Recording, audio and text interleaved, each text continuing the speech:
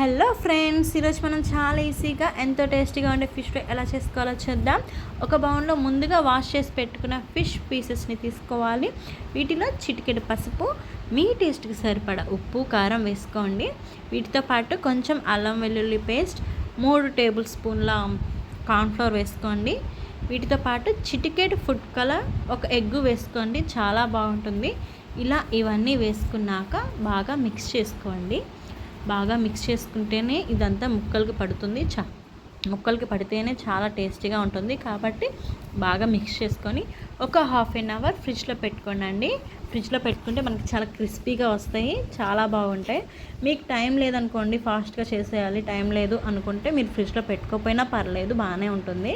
ఫ్రిడ్జ్లో పెట్టుకుంటే ఇంకా బాగుంటుందని ఇలా కలిపి పెట్టుకున్నాక మనం స్టవ్ ఆన్ చేసుకొని కళాయి పెట్టుకొని ఆయిల్ వేసుకొని ఆయిల్ హీట్ అయ్యేంత వరకు వెయిట్ చేయాలన్నమాట. ఆయిల్ హీట్ అయితే బాగుంటుంది. ఇలా మీరు కూడా ట్రై చేయండి. ఇంట్లో వాళ్ళు చాలా ఇష్టంగా తింటారు. ఇంకా మీ పిల్లలు అయితే అసలు చెప్పవసలేదండి, చాలా ఇష్టంగా తింటారు.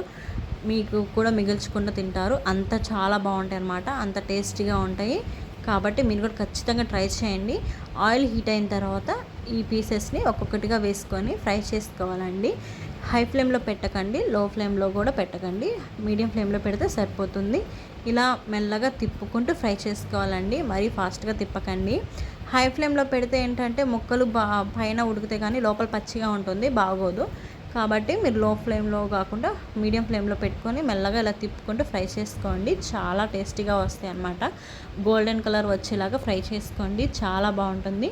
ఇలా గోల్డెన్ కలర్ వచ్చినాక ఒక ప్లేట్లో సర్వ్ చేసుకొని స్టవ్ ఆఫ్ చేయండి. అంతే, ఎంతో ఈజీగా చాలా టేస్టీగా ఉండే fish fry ready.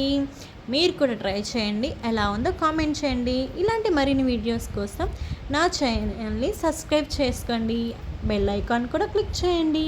Bye bye.